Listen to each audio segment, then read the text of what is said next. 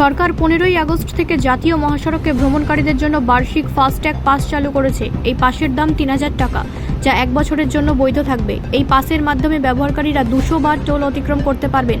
সরকার বলেছে যে এর ফলে টোল অতিক্রমের খরচ প্রায় 15 টাকায় নেমে আসবে এবং সারা দেশের টোল প্লাজায় যানজট কমবে। এই একক পাসের ফলে জাতীয় মহাসড়কে ভ্রমণের জন্য টোল প্লাজায় থামতে এবং বারবার টোল প্লাজা রিচার্জ করার ঝামেলা দূর হবে। ফাস্ট্যাগের মাধ্যমে প্রতিবার টোল অতিক্রম করার সময় টাকা কেটে নেওয়া হয়, তবে এই বার্ষিক পাসের মাধ্যমে আপনি একবার 3000 টাকা খরচ করে বছরে 200টি টোল অতিক্রম করতে পারবেন। একটি টোলের খরচ গড় হবে 15 টাকা। যারা জাতীয় মহাসড়কে ঘন ঘন ভ্রমণ করেন তাদের জন্য একটি সাশ্রয়ী।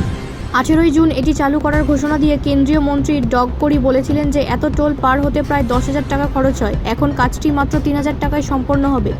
দেশের সব মহাসড়কে এই পাস চলবে না। এটি জাতীয় মহাসড়ক NH এবং জাতীয় এক্সপ্রেসওয়ে NE-তে বৈধ হবে, যা ভারতের জাতীয় মহাসড়ক কর্তৃপক্ষ এবং সড়ক পরিবহন মন্ত্রণালয় দ্বারা পরিচালিত, যেমন Ahmedabad Vadodara expressway, eastern peripheral expressway, Delhi Meerut expressway, Vadodara Mumbai expressway.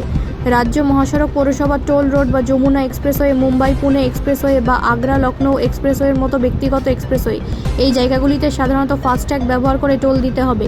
এই পাসটি শুধুমাত্র ব্যক্তিগত অবাণিজ্যিক যানবাহন যেমন গাড়ি, জিপ এবং ভ্যানের জন্য। ট্রাক, বাস বা ট্যাক্সির মতো বাণিজ্যিক যানবাহন এই পাস ব্যবহার করতে পারবে না। আপনি যদি এই পাস পেতে চান তাহলে আপনার গাড়িটি সরকারের VAHAN ডাটাবেস একটি ব্যক্তিগত যানবাহন হিসেবে নিবন্ধিত হতে হবে। ব্যুরো রিপোর্ট, রাষ্ট্রীয় প্রসার বাংলা।